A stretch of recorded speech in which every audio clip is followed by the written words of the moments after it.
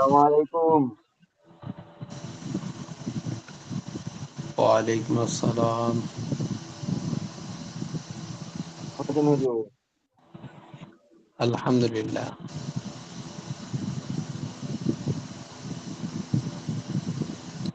আপনারা সবাই কেমন আছেন বলেন? আলহামদুলিল্লাহ।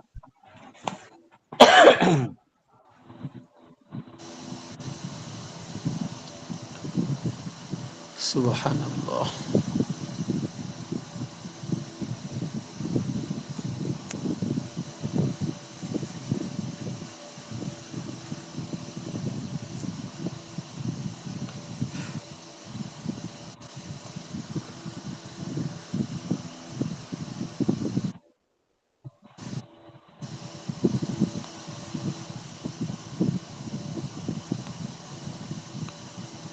ওই তাড়াতাড়ি সবাই আসছে না কেন?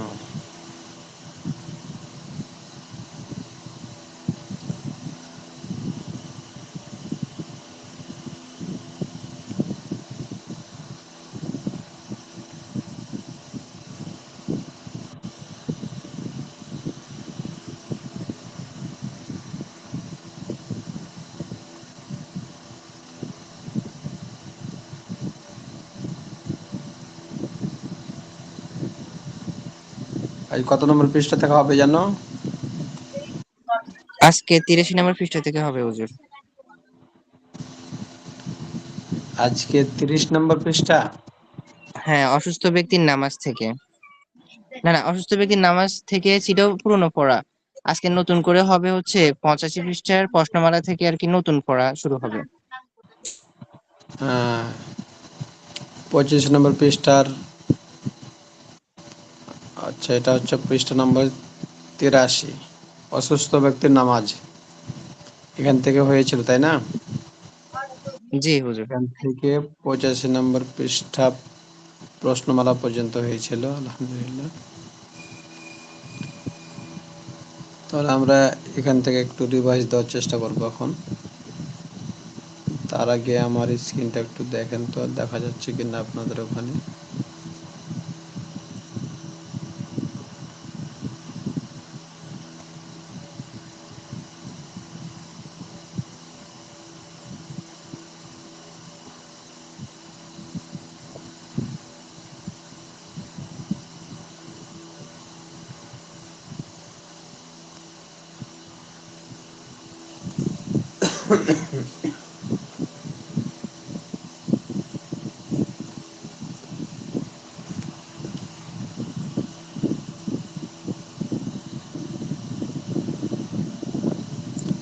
আচ্ছা, দেখেন তো দেখতে পাচ্ছেন কিনা? জি হুজুর, দেখা যাচ্ছে। মাশাআল্লাহ। আমরা আজকে দেখেন থেকে পড়বো অসুস্থ ব্যক্তির নামাজ, পিছনের পড়া এখান থেকে পড়বো, তারপরে ইনশাআল্লাহ নতুন পড়া যথা নেমে শুরু হবে। তো ওই সারাফাত ভাই, রাসেল ভাই, তারপরে জি বাকি সব আছি, আছেন তো? জি আছি আছি আলহামদুলিল্লাহ। আছি আছি হুজুর। রাসেল ভাই ঘুমাই যায় মাঝে মাঝে হুজুর। হ্যাঁ, ভাই মাঝে মাঝে ঘুমাই যায়, ওনাকে একটু করেন। তাহলে আপনি এক কাজ করেন, ওই 1 গ্লাস চা, লাল চা আর ওখানে পাঠায় দিন, রাসেল ভাই ওখানে। বিকাশে পাঠাবো একটু, ইনশাআল্লাহ। মেসেঞ্জারে পাঠায় দিন।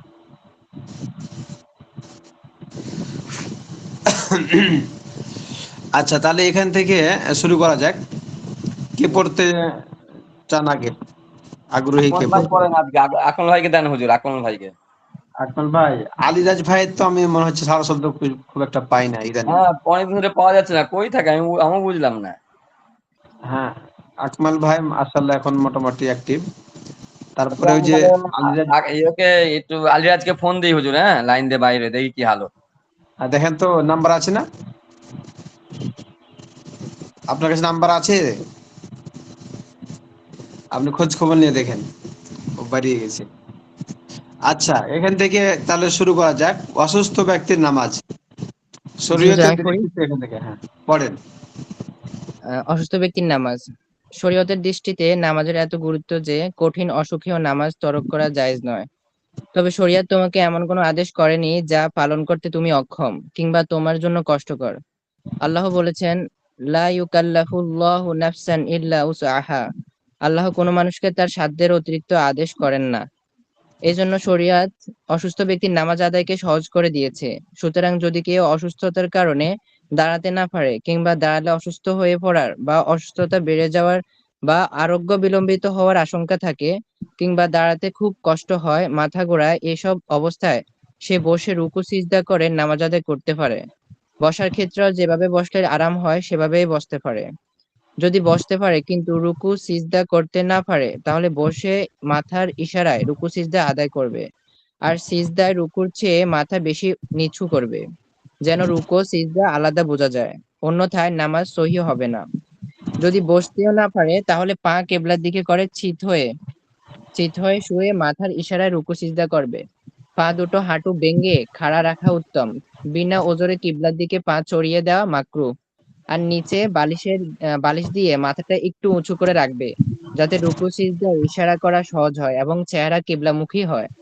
যদি চিত হওয়া সম্ভব না হয় এবং কাত হওয়া সম্ভব হয় তাহলে উত্তর দক্ষিণে ডান কাত হয়ে চেহারা কেবলামুখী করে নামাজ আদায় করবে। তবু নামাজ মাফ হবে না। শরিয়াতের নামাজ এতই গুরুত্বপূর্ণ। অসুস্থতার নামাজের দলিল এই যে, হযরত ইমরান বিন হাসিন যখন অসুস্থ হলেন তখন নবী সাল্লাল্লাহু আলাইহি সাল্লাম তাকে বললেন, যদি মাথা নেড়ে ইশারা করাও সম্ভব না হয় তাহলে চোখের বা মনের ইশারায় নামাজ আদায় হবে না, বরং তার একদিন ও এক রাত্রের নামাজ স্থগিত থাকবে। যখন সক্ষমতা ফিরে আসবে তখন তা আদায় করা ওয়াজিব হবে। পক্ষান্তরে যদি এই অবস্থায় 5 ওয়াক্তের বেশি কাজা হয়ে যায় তাহলে তা আদায় করতে হবে না, কেননা তা বান্দার জন্য কষ্টকর। যদি কেউ বিকৃত মস্তিষ্ক বা বেহুশ হয়ে পড়ে এবং কাজা নামাজ 5 ওয়াক্ত বা তার কম হয় তাহলে সুস্থ হওয়ার পর তা কাজা করতে হবে।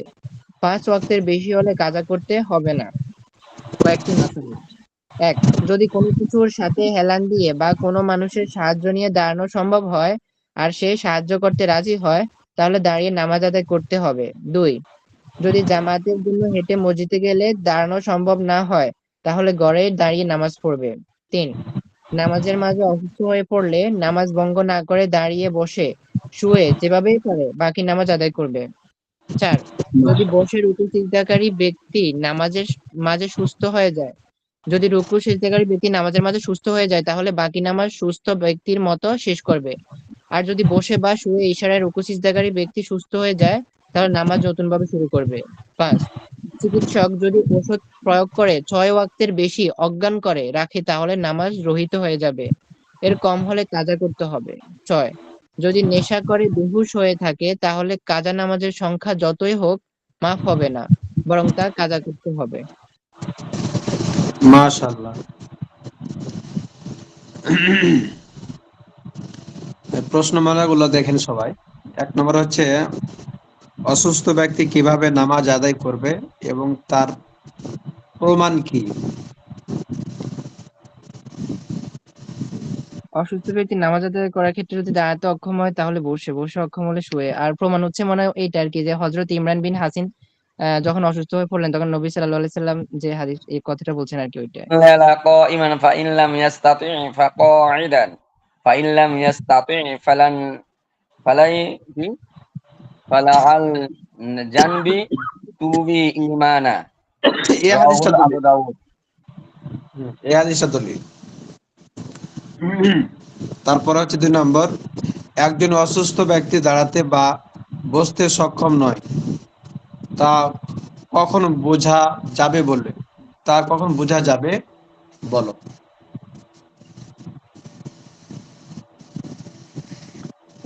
হ্যাঁ, এটা বলেন।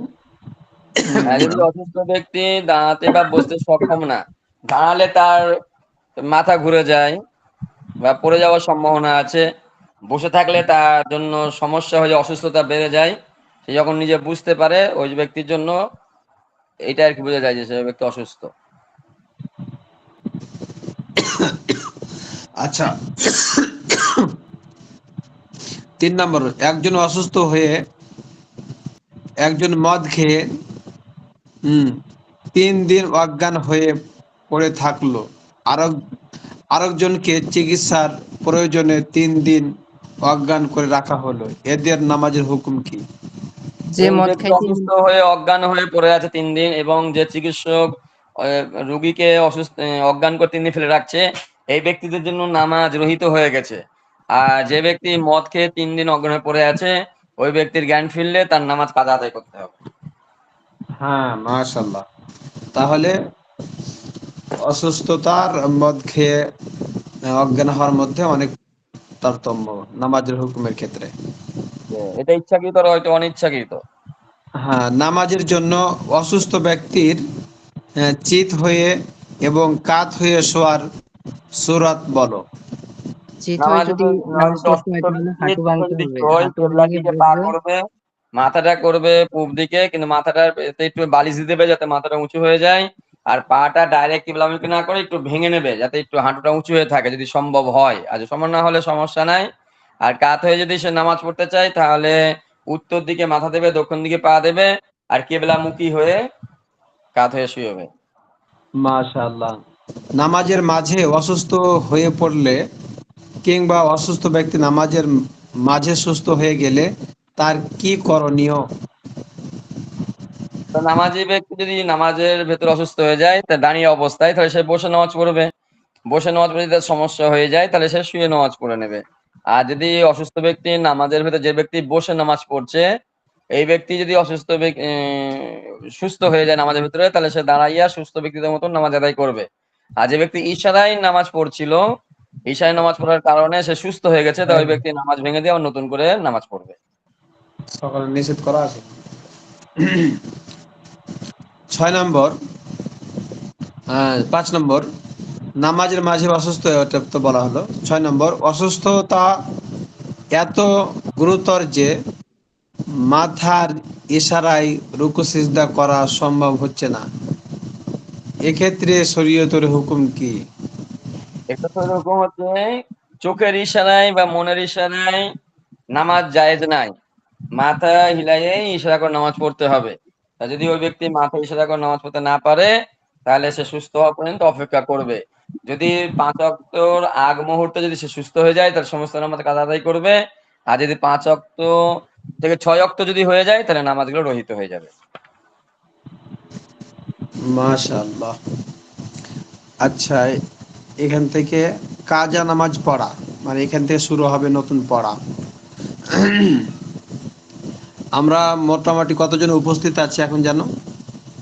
12 জন 12 জন। বাদে। আচ্ছা, 12 জনের মধ্যে আমাদের আহ, মানে ছেলে ভাইয়েরা, মানে পুরুষ ভাইয়েরা কতজন উপস্থিত আছে?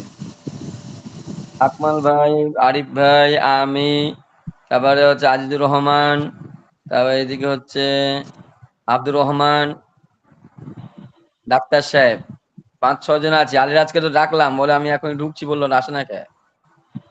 ও কথা হয়েছে ওর সাথে? আজ হ্যাঁ আমি বললাম আসেন না কে, বলে একটু বাইরে কাজ ছিল। আমি বললাম, এটা কাজ পরে করেন, আগে ক্লাস ঢোকেন। ঠিক আছে, ঢুকছি। আসবে আসবে, চিন্তা নাই। আচ্ছা, ডাক্তার সাহেব যখন করে দিচ্ছে আসবে আর কি। 1 2 3 4 5 জন আপাতত আমরা আছি এখন হুজুর। 5 জন, আর 6 জন আছি, ছেলে 6 জন। হুজুর তো বের হয়ে গেছে মনে হয়। কোন দিতে বেরোলো ধরতে পারলেন না? মুফতি সাহেব, যে আমরা শুরু করব। উজ্জ্বল, হ্যাঁ, কি কি অবস্থা? আর ঠান্ডা লেগে আছে তো, কাশি হচ্ছে।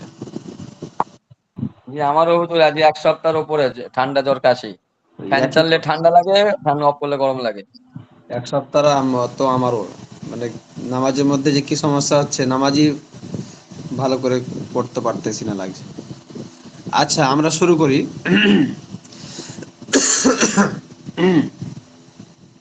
হুজুর সূরা রেকর্ড করে নেবেন, নিয়ে মোবাইল ছেড়ে দেবেন গে। তাহলে তো ভালোই হতো। আচ্ছা, কাজা নামাজ পড়া।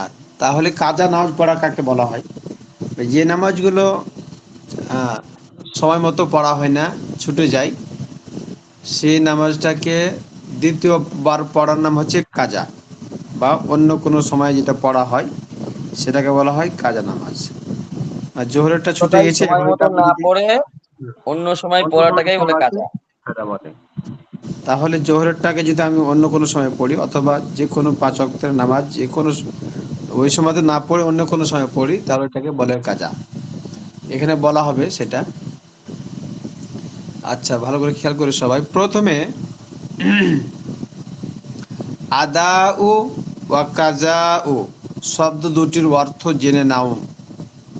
তাহলে আদা এবং হচ্ছে কাজা, তাহলে একটা শব্দ হচ্ছে আদা, হামজা দাল, আবার হামজা, তারপরে হ্যাঁ দাল আলিফ হামজা, তাহলে আদা।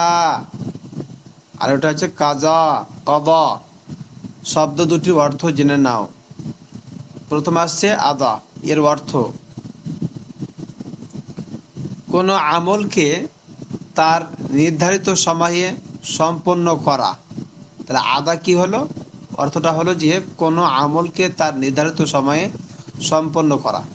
নির্ধারিত সময় বলতে যে অক্তের সময় যে নামাজটা আছে, ঠিক ওই অক্ত ওই নামাজটাকে পড়ানো হচ্ছে আদা। তাহলে জোহরেরটা জোহরের সময় পড়া, আসরেরটা আসরে, মাগরিবেরটা মাগরিবে, হ্যাঁ এশারেরটা এশারে, ফজরেরটা ফজরে পড়ার নাম হচ্ছে আদা। মানে যে অক্তের নামাজ যখন তখন সেই নামাজটাকে পড়ার নাম হচ্ছে আদা। তাহলে আদা অর্থ কোনো আমলকে তার নির্ধারিত সময়ে সম্পন্ন করা। আর কদা অর্থ কোনো আমলকে তার নির্ধারিত সময়ের পরে পালন করা, তার নির্ধারিত সময়ের পরে পালন করা। যেমন জোহরের নামাজকে যদি জোহরের সময়ে পড়ো, তাহলে তুমি জোহরের নামাজ আদায় করলে। আর যদি জোহরের সময় না পড়ে আসরের সময় বা অন্য কোনো সময় পড়ো, তাহলে তুমি জোহরের নামাজ কাজা করলে। বুঝতেছেন কিনা? তাহলে আদায় এবং কাজা এর মধ্যে হচ্ছে পার্থক্য কি? আদাটা হচ্ছে নির্ধারিত সময়, আর কাজাটা হচ্ছে নির্ধারিত সময়ে নয়, ভিন্ন কোনো সময়ে। জি। বাংলায় অবশ্যই অবশ্য কাজা করার অর্থ আমরা বুঝি, কিন্তু সময়ে না পড়া। যেমন রাশেদ জোহরের নামাজ কাজা করেছে, অর্থাৎ জোহরের সময় জোহরের নামাজ পড়েনি। এটাই হচ্ছে কাজার উদাহরণ। তাহলে কি বললো এখানে? বাংলায় অবশ্য কাজা করার অর্থ আমরা বুঝি, ঠিক সময়ে না পড়া, এটার নামই তো কাজা, তাই না? যেমন জি। রাশেদ জোহরের নামাজ কাজা করেছে, অর্থাৎ জোহরের সময় জোহরের নামাজ পড়েনি, এটার নামই হচ্ছে কাজা। প্রথম মশলা দেখেন, 5 ওয়াক্ত নামাজ নির্ধারিত সময়ে আদায় করা ওয়াজিব। 5 ওয়াক্ত নামাজ নির্ধারিত সময়ে আদায় করা ওয়াজিব। বিনা ওজরে নির্ধারিত সময়ে নামাজ আদায় না করা কবিরা গুনাহ। তাহলে কোনো ওজর না থাকলে নামাজ যদি কেউ কাজা করে দেয়, তাহলে এটা কবিরা গুনাহ হবে, যদিও সে এই নামাজটাকে পড়ে নেয়, তারপরও কি হবে? কবিরা গুনাহ হবে। তাহলে এখানে মাসালাটা বোঝার বিষয় আছে যে 5 ওয়াক্ত নামাজ নির্ধারিত সময়ে আদায় করা ওয়াজিব, মানে যখনকার নামাজ তখনই আদায় করতে হবে। বিনা ওজরে নির্ধারিত সময়ে নামাজ আদায় না করা কবিরা গুনাহ। পারে কোনো ওজর নাই, অনেক সময় মানুষ ছোটোখাটো ওজরকে এগুলো নামাজ তরক করার ওজর মনে করে বলে থাকে, কিন্তু সেগুলো ওজরের মধ্যে গণ্য হবে না। ওজর হলে অবশ্য গুনাহ হবে, গুনাহ হবে না। ওজর হলে অবশ্যই কি হবে না? গুনাহ না হবে না। হবে না। তবে উভয় সূরাতেই ওই নামাজ কাজা করতে হবে। তাহলে নামাজ কাজা করতেই হবে, মাপ নেই। কিন্তু কিছুদিন আগে আমি একটা আহলে হাদিসের ফতোয়া শুনেছিলাম, আব্দুর রাজ্জাক বিন ইউসুফ। সে বলছে যে কাজা নামাজ পড়া লাগবে না, কাজা নামাজের কোনো নামাজ না। কাজা নেই। কাজা নামাজের কোনো কাজা নেই। হ্যাঁ। তাহলে এখানে কি বলা হলো, মাসলাটা আবার আমরা একটু ভালো করে পড়ি। 5 নম্বর, কি 5 ওয়াক্ত নামাজ নির্ধারিত সময়ে আদায় করা ওয়াজিব। বিনা ওজরে নির্ধারিত সময়ে নামাজ আদায় না করা কবিরা গুনাহ। ওজর হলে অবশ্য গুনাহ হবে না, তবে উভয় সূরাতে ওই নামাজ কাজা করতে হবে। চাই ওজরে ছাড়ুক অথবা বিনা ওজরে ছাড়ুক, কিন্তু নামাজ কি করতে হবে? কাজা কাজা করতে করতে হবে। হবে। হ্যাঁ, তারপরে হুজুর মাসলায় আছে হুজুর কবিরা গুনাহ কাকে বলে? কবিরা বড় গুনাহ। গুনাহ যেই গুনাহ মনে করেন তওবা বা ইস্তেগফার ছাড়া কখনোই মাফ হবে না, একমাত্র সেটা আল্লাহর ইচ্ছা ব্যতীত। তওবা ছাড়া যে গুনাহ মাফ হয় না তাকে কবিরা গুনাহ বলা হয়। যেমন হাদিসের মধ্যে কবিরা গুনাহগুলোর ইগুলো আসছে, তো সেগুলো হচ্ছে অথবা এতে শ্বাস দিতে পারেন যে কবিরা গুনার গুনাহগুলো কি কি। ওখানে বেশ কিছু কবিরা গুনাহ লিস্ট চলে আসবে। তাহলে নামাজ তরক করাটাও হচ্ছে কি কবিরা গুনাহ। সব থেকে বড় কবিরা গুনাহ হচ্ছে যে আল্লাহর সাথে শরীক করা, নবীর সাথে দুশমনি করা। হ্যাঁ, এই দুটো হচ্ছে প্রধান কবিরা গুনাহ। তারপরে বাপ মার সাথে খারাপ ব্যবহার করা, তাদের নাফরমানি করা, এভাবে পর্যায়ক্রমে কবিরা গুনাহগুলো লিস্ট আছে। আমরা চাইলে ওখান থেকে কবিরা গুনাহগুলো দেখে নিতে পারবো। তাহলে এখানে যেটা পেলাম, কবিরা গুনাহ হচ্ছে নামাজ তরক করা হচ্ছে একটা কি কবিরা গুনাহ। এই কবিরা গুনাহটা এমন একটি গুনাহ যেটা তওবা ছাড়া মাফ হয় না। এটা খেয়াল করতে, এটা কি করতে হবে। আর সগীরা গুনাহগুলো তওবা ছাড়া মাফ হয়ে যায় বিভিন্ন আমলের বদৌলতে। যেমন নামাজ পড়লে, ভালো আমল করলে, এগুলোর মাধ্যমে সগীরা গুনাহ মাফ হয়ে যায়। কিন্তু কবিরা গুনাহগুলো যতই আপনি ইবাদত করেন, ইস্তেগফার বা তওবা না করলে পারে ওই কবিরা গুনাহ কখনোই আপনার উপর থেকে মাফ হবে না, সাকিত হবে না।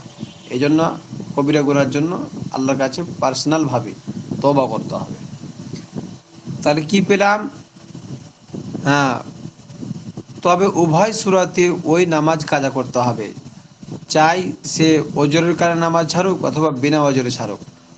বিনা ওজরে ছাড়লেও নামাজ কাজা করতে হবে, ওজরের কারণে ছাড়লেও নামাজ পরে কাজা করতে হবে। তারপরে মাসলায় আসি, নিষিদ্ধ 3 সময় ছাড়া। খেয়াল করেন ভালো করে, এগুলো আমরা জানি না আসলে অনেক সময়। নিষিদ্ধ 3 সময় ছাড়া জীবনের যে কোনো সময় কাজা পড়া যায়, তবে কাজা নামাজ যত তাড়াতাড়ি সম্ভব পড়ে নেওয়া ওয়াজিব। এখানে যে কথাগুলো বলা হলো সেটা অত্যন্ত গুরুত্বপূর্ণ কথা। নিষিদ্ধ 3 সময় ছাড়া, তার নিষিদ্ধ 3 সময় কি কি এখানে নিচে আসতে পারে। তাহলে দেখি আমরা যদি পাই তাহলে আলহামদুলিল্লাহ, না হলে এটা ব্যাখ্যা করবো ইনশাআল্লাহ। সবাই দেখেন, নিষিদ্ধ 3 সময় ছাড়া জীবনের যে কোনো সময় কাজা পড়া যায়, তবে কাজা নামাজ যত তাড়াতাড়ি সম্ভব পড়ে নেওয়া উচিত।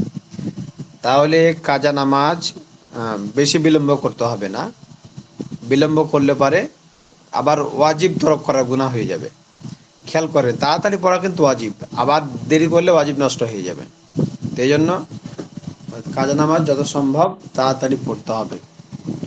আর 3 সময় বাদে সব সময় নামাজ পড়া যায়। তা 3 সময়টা কি কি আমরা সংক্ষিপ্তভাবে জেনে নেই। একটা হচ্ছে যে সূর্য উদিত হওয়া সময় থেকে শুরু করে প্রায় 20 মিনিট 25 মিনিট এর আগ পর্যন্ত কোনো নামাজ পড়া যাবে না। সূর্য ওঠার সময় শয়তানে কি করে, দুই দুটো সিংহের কাজ সিংহের মধ্যখান দিয়ে মাঝখানে নিয়ে দাঁড়িয়ে থাকে। সূর্য উদয় হয়। এই সময়তে অনেকেই কি করে, সূর্য পূজা করে থাকে। এই জন্য ওই সময়তে নামাজ না পড়া কথা হাদিসের মধ্যে এসেছে। তারপরে 2 নম্বর হচ্ছে সূর্য ঢলার সময়, অর্থাৎ দ্বীপ প্রহার যেটাকে বলা হয়। যখন সূর্য ঠিক মাথার উপরে এসে যায়, মানে বরাবর থাকে, তো যতক্ষণ পর্যন্ত সূর্য না ঢলে ততক্ষণ পর্যন্ত নামাজ পড়া নিষিদ্ধ, অর্থাৎ প্রায় 5 থেকে 10 মিনিট। এটা আপনাদেরকে আমি যদি দেখাই একটা ক্যালেন্ডারে, তাহলে আরো বুঝে আসবে যে নিষিদ্ধ সময় কতটুকু। আপনি আপনাদেরকে আমি দেখাইতেছি, একটু স্ক্রিনের দিকে ফলো করেন সবাই।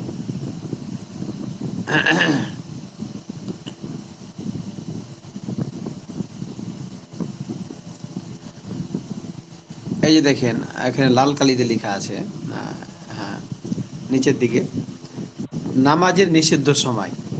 প্রথমে দেখেন সূর্যোদয়কালীন, তাহলে উদয়কালীন তাহলে কত হচ্ছে এখানে দেখেন, 5টা 49 থেকে 6টা 3 মিনিট পর্যন্ত। তাহলে কত মিনিট হলো বলেন তো? আছেন আপনারা আমার সাথে? আছে 14 মিনিট। জি হুজুর, জি 14 মিনিট। আছি। 14 মিনিট কেমন করে হয়? হ্যাঁ, এই কত, হ্যাঁ 14 মিনিট হচ্ছে, তাই না? তাহলে এদিকে হচ্ছে 11 মিনিট, নিম্নে আর 14 এখানে মিনিট 3 মিনিট। হুজুর, নিম্নে 14 মিনিট, ঊর্ধ্বে 14 মিনিট। হ্যাঁ, তাহলে 14 মিনিট এখানে এই যে দেখা যাচ্ছে, এটা কত মিনিট? 14 মিনিট, তাই না?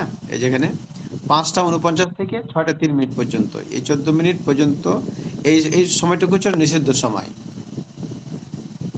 তাহলে এই 14 মিনিট এর এই 14 মিনিট পর্যন্ত কোনো, এই 14 মিনিটের মধ্যে কোনো নামাজ পড়া যাবে না।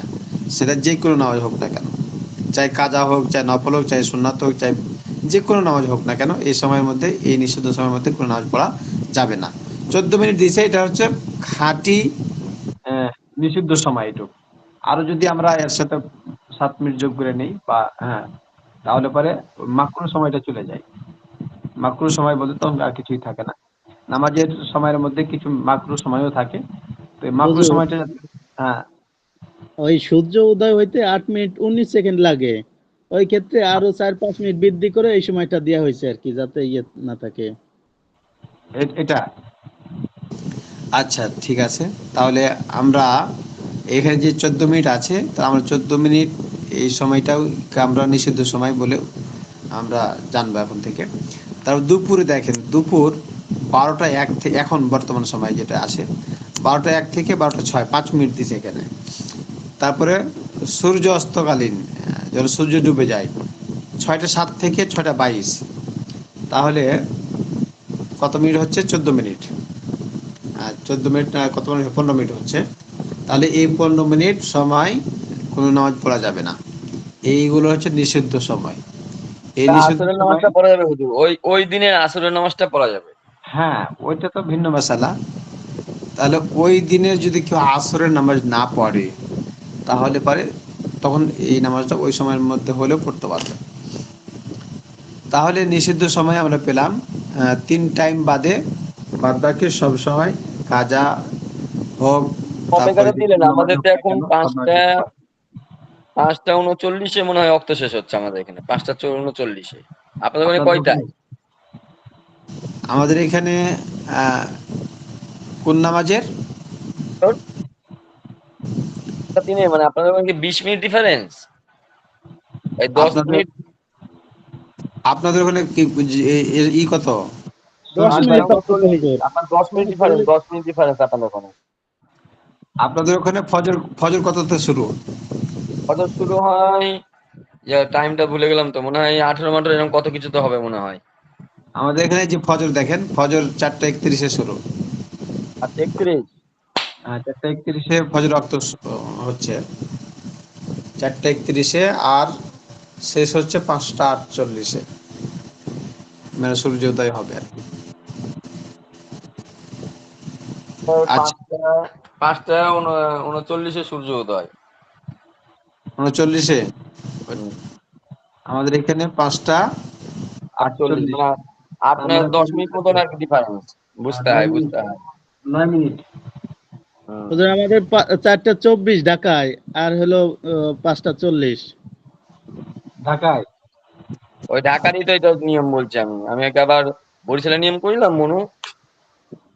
আচ্ছা, ঠিক আছে। মানে ঢাকা থেকে আমাদের চাঁপাইনবাবগঞ্জ 10 মিনিট এই ডিফারেন্স। 10 মিনিট, 9 মিনিট, 9 মিনিট, এটা এখানে যেটা পাওয়া যাচ্ছে সেটা 9 মিনিট। তবে অনেক সময় 7-8 মিনিটের মধ্যে দেখা যায় আজান শুরু করে দেয় আমাদের এখানে।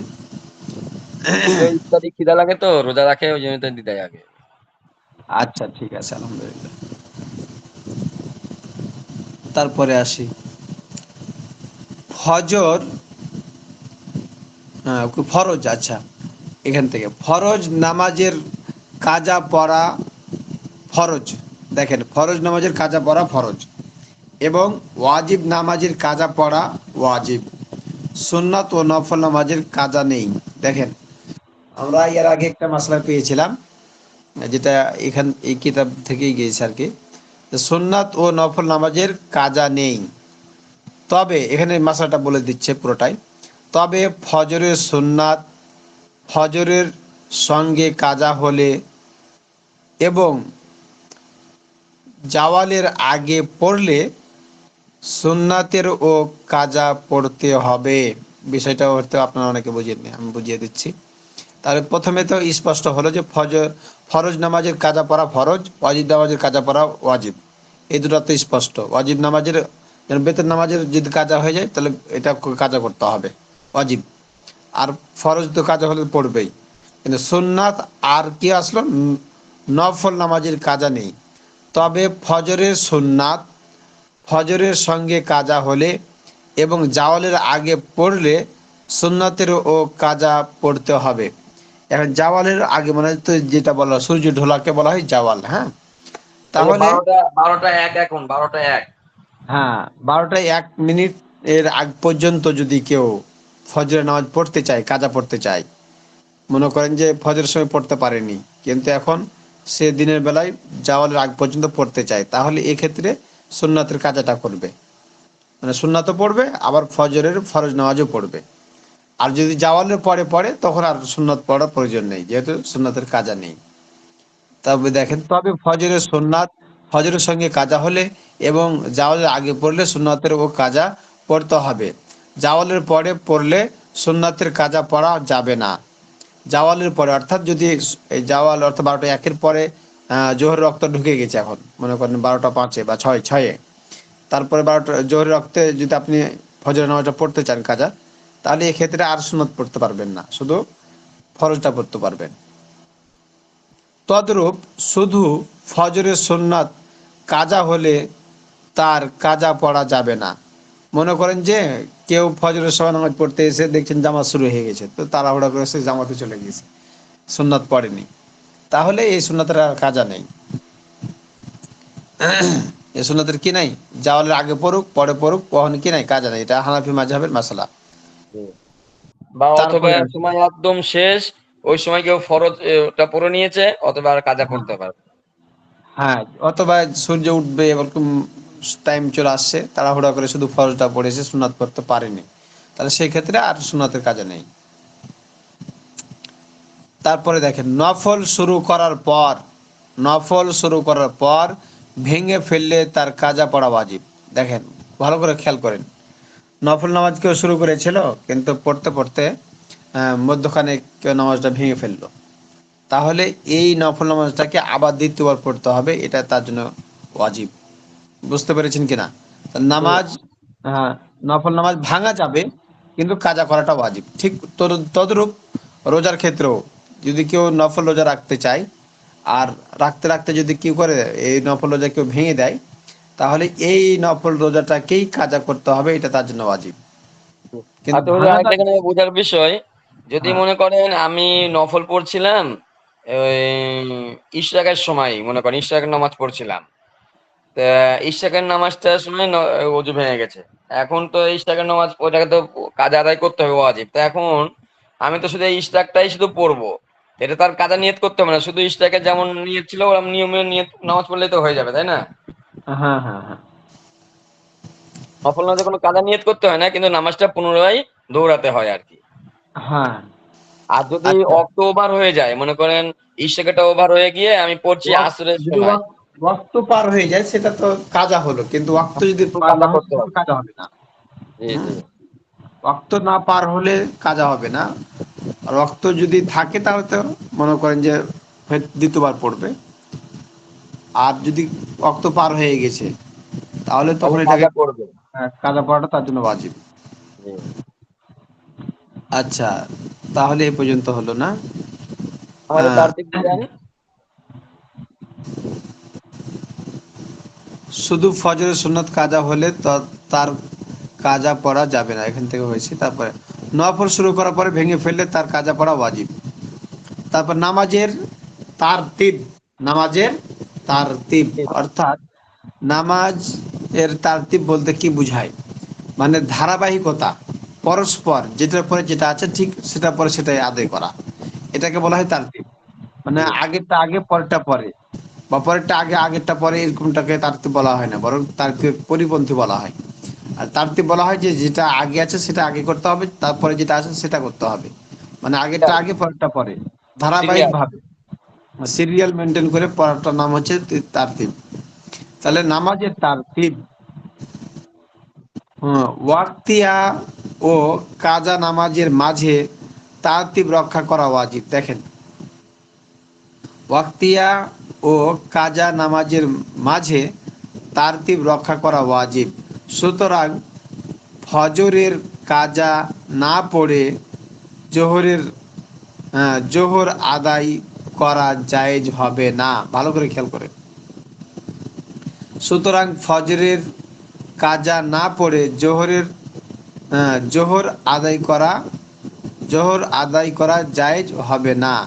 তদ্রূপ বেতেরের কাজা না পড়ে ফজর আদায় করা জায়েজ হবে না।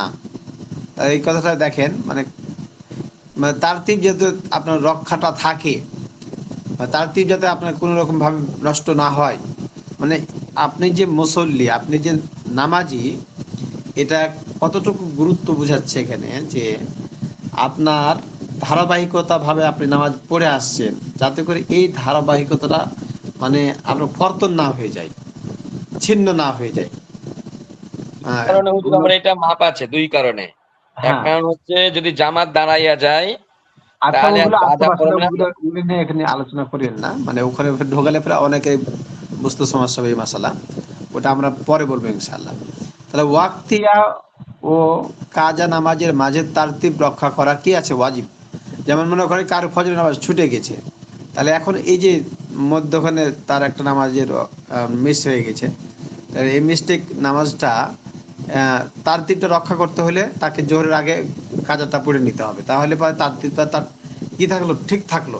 মানে ফজরটা যদিও ফজরের সময় পড়তে পারেনি, কিন্তু জোহরের আগে তো পড়তে পেরেছে, এই জন্য তার তারতিবটা ঠিক, মানে তার সিরিয়ালটা ঠিক আছে। এই জন্য এটাই হচ্ছে তার তারতিব রক্ষা করাটা হচ্ছে ওয়াজিব। সুতরাং ফজরের কাজা না পড়ে জোহর আদায় করা যাবে না।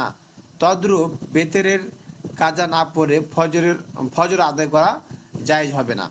তাহলে অনেক সময় কি হয়, বেতন কেউ পড়ে না, তো এই বেতের না পড়ার কারণে তার কি হয়, রাত এভাবে পার হয়ে যায়, আর ফজরের রক্ত চলে আসে। তো ফজরের রক্ত আসলেও ফজরের আগে এই বেতের নামাজের কাজটা করে নেবে, তাহলে তার রক্ষা হবে। তাহলে এই তারটিপ রক্ষা করা তার জন্য ওয়াজিব হবে। এখন কোনো কারণে এই সময়ও পড়তে পারেনি, আমরা জোহরের আগে আহ, কাজা পড়তে পারেনি ফজরের, আর উম, ফজরের আগে কি ওই বেতের নামাজটা পড়তে পারেনি, তাহলে তার জন্য ভিন্ন কথা। অর্থাৎ পরে যে পড়ার কারণে এই যে ওয়াজিব তার নষ্ট হবে, মানে তারতিব রক্ষা করাটা ওয়াজিব ছিল, কিন্তু তারতিব রক্ষা না করতে পারার কারণে তার ওয়াজিব নষ্ট হবে, আর ওয়াজিব নষ্ট হলে এটা সে গুনাহগার হবে। এই জন্য এদিকে আমাদের খেয়াল রাখতে হবে। যদি আমাদের সবাই থাকে, কোনো সময় ফজর ছুটে গেল, তাহলে এই ফজরের নামাজটাকে আমরা জোহরের আগে আমরা পড়ে ফেলার চেষ্টা করবো ইনশাআল্লাহ। আচ্ছা, তারপরে দেখেন, কয়েক ওয়াক্ত কাজা হলে কাজা নামাজগুলোর মাঝেও তারতিব রক্ষা করা ওয়াজিব। হ্যাঁ, এটা কিন্তু সুন্দর কথা বলছে। কয়েক তো নামাজ এক ধারাবাহিকভাবে ছুটে গেল, তাহলে ওগুলোকে ওইভাবে আদায় করতে হবে।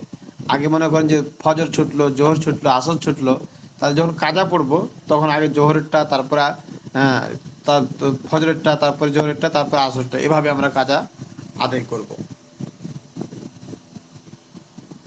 তাহলে আমরা কাজা নামাজ আদায় করার ক্ষেত্রেও তারতিব রক্ষা করার চেষ্টা করব, এটা ওয়াজিব। সুতরাং কি বললো, কয়েকত কাজা হলে কাজা নামাজগুলোর মাঝেও তারতিব রক্ষা করা ওয়াজিব। সুতরাং যদি ফজর, জোহর, আসর, মাগরিব ও এশা কাজা হয়ে যায়, তাহলে আগে ফজর, তারপরে জোহর, তারপরে আসর, তারপরে মাগরিব, তারপরে এশার কাজা পড়বে, তারপর ফরজ আদায় করবে, তারপর ফজর। আচ্ছা ফজর আদায় করবে।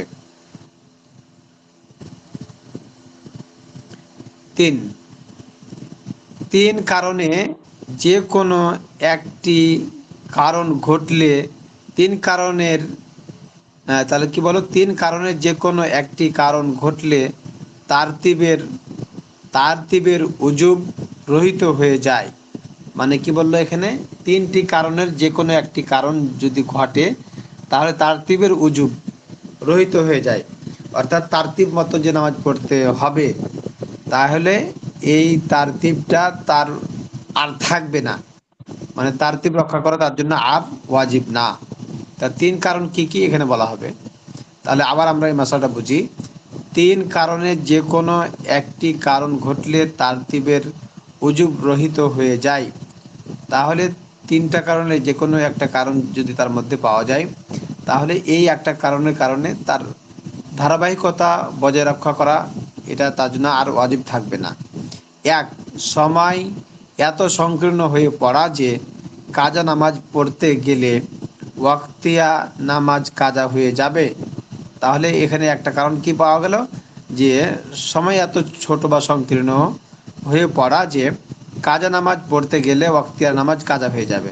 তাহলে এই ক্ষেত্রে তার তারতিব রক্ষা করাটা জরুরি না, তখন তাহলে আগে ওয়াক্তিয়া বুঝলাম। আদায় করে তারপর কাজায় পড়বে। তাহলে এখানে ওয়াক্তিয়াটা আগে আদায় করতে হবে, তারপরে কাজা পড়তে হবে। কাজা পড়তে গিয়ে ওয়াক্তিয়া নামাজ ফৌত করা জায়েজ নয়। কাজা পড়তে গিয়ে এখন ওয়াক্তের নামাজই কি হয়ে গেল, মনে করেন যে কাজা হয়ে গেল, তাহলে এটা তার জন্য জায়েজ হবে না।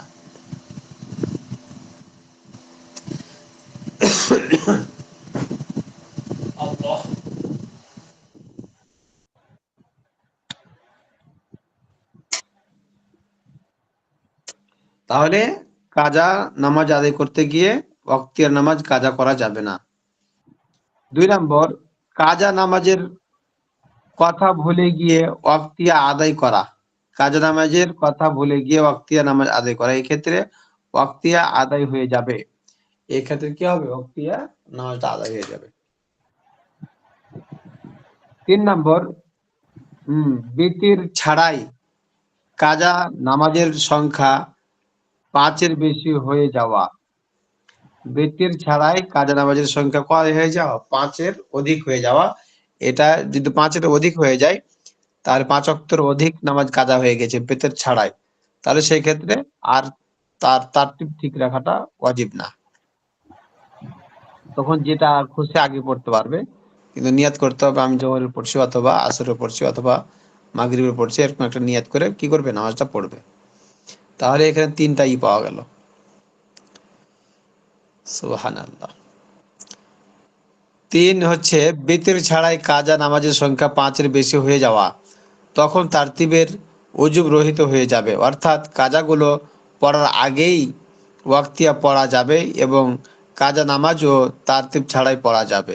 সুন্দর কথা।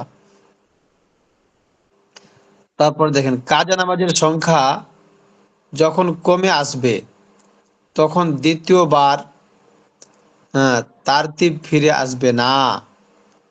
কাজা নামাজের সংখ্যা যখন কমে আসবে, অর্থাৎ কাজা নামাজ ছিল অনেক বেশি, মনে করেন যে কারো 10 ওয়াক্ত, তো 5 ওয়াক্ত পড়ে নিয়েছে, তো কমে গেছে আর 5 ওয়াক্ত আসে, তাহলে এক্ষেত্রে আবার কি আসবে না, তারতিব ফিরে আসবে না। কাজা নামাজের সংখ্যা যখন কমে আসবে তখন দ্বিতীয়বার তারতিব ফিরে আসবে না। যেমন 10 ওয়াক্ত থেকে 6 ওয়াক্ত কাজা পড়া হয়ে গেল, তখন বাকি কাজা না পড়লেও ওয়াক্তিয়া পড়া যাবে এবং কাজাগুলো ও বেতারতিব পড়া যাবে, কেননা তারতিবের উজুব আগেই রহিত হয়ে গিয়েছে। তাহলে যেহেতু তারতিব তারতিবের উজুব আগে নষ্ট হয়ে গেছে, এই জন্য পরে আর কি হবে না, তারতিব ফিরে আসবে না, বরং যেটা খুশি আগে পড়তে পারবে।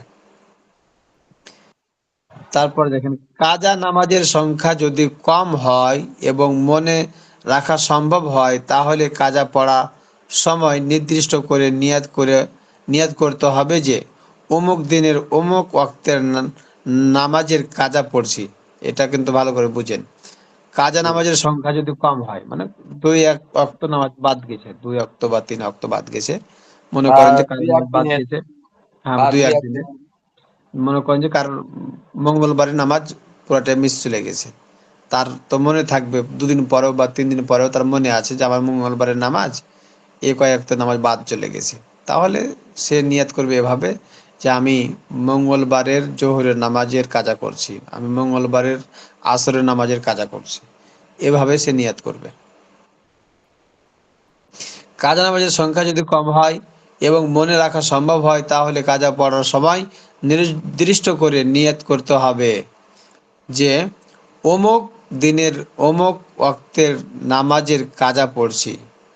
যদি কাজা নামাজের সংখ্যা এত বেড়ে যায় যে মনে রাখা সম্ভব নয়, এভাবে নিয়াত করবে যে যত যত ফজর, হ্যাঁ তার যত ফজর কাজা হয়েছে তার সর্বপ্রথম বা সর্বশ্রেষ্ঠী কাজা পড়ছি, অন্যান্য ওয়াক্তের সম্পর্কেও একই কথা।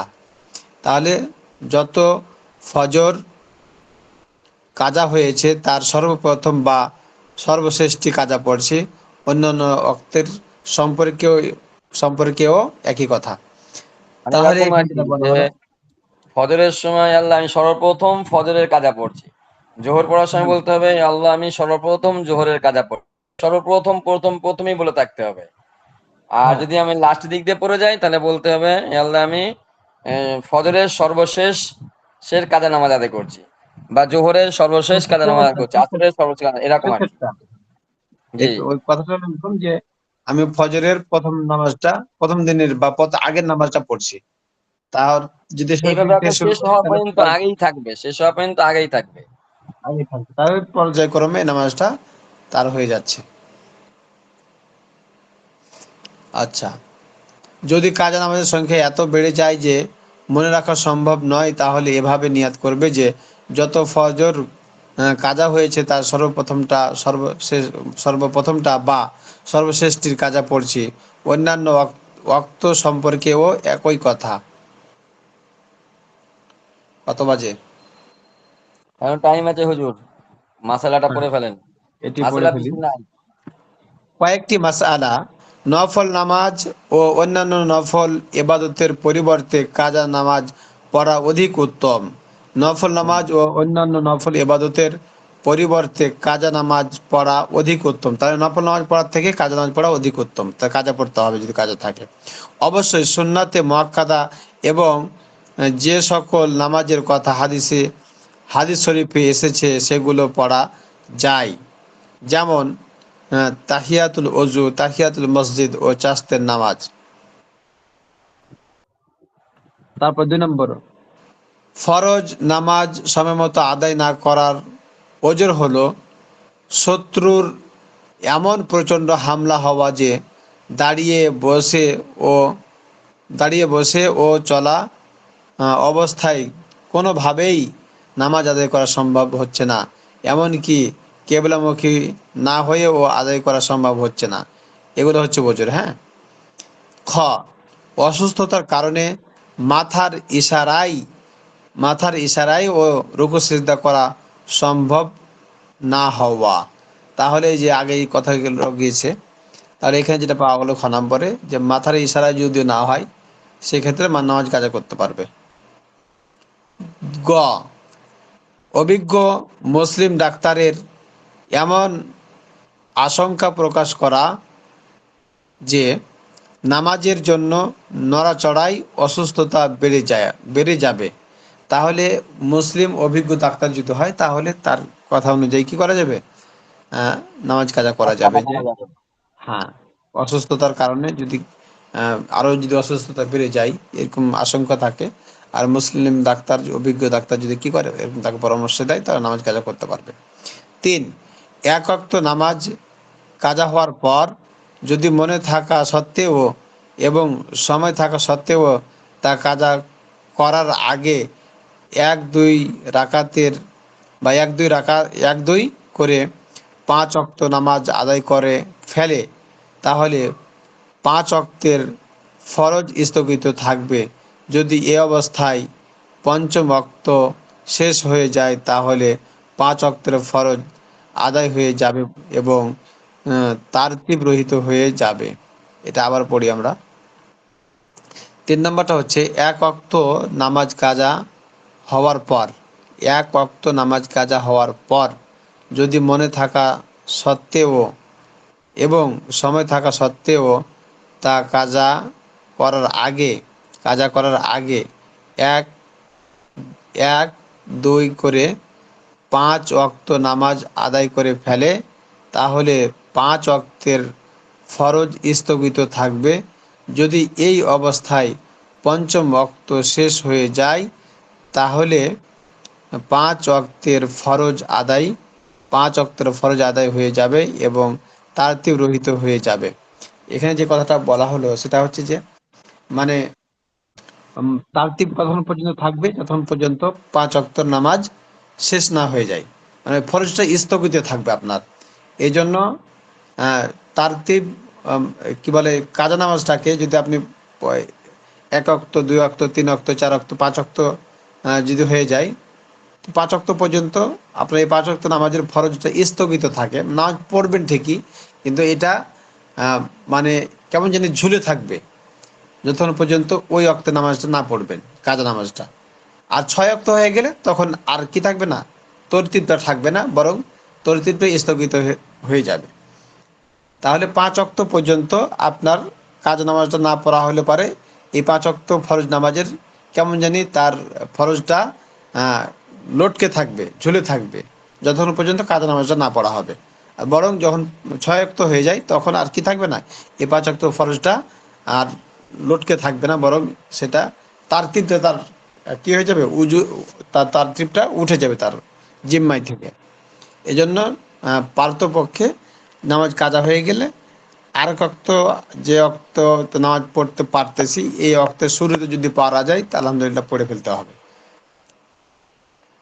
তারপরে দেখেন, আর যদি পঞ্চম ওয়াক্ত শেষ হওয়ার আগে কাজা নামাজটি পড়ে ফেলে তাহলে 5 ওয়াক্তের ফরজ নষ্ট হয়ে যাবে এবং নামাজগুলো নফল বলে গণ্য হবে। সুতরাং ওয়াক্তিয়া নামাজ পড়ার আগে পেছনের 5 ওয়াক্ত তারতিব সহ কাজা পড়তে হবে। এখানে যেটা বলা হলো সেটা হচ্ছে যে আর যদি পঞ্চম ওয়াক্ত শেষ হওয়ার আগে, পঞ্চম ওয়াক্ত যদি শেষ হওয়ার আগে কি করে, কাজা নামাজটি পড়ে ফেলে।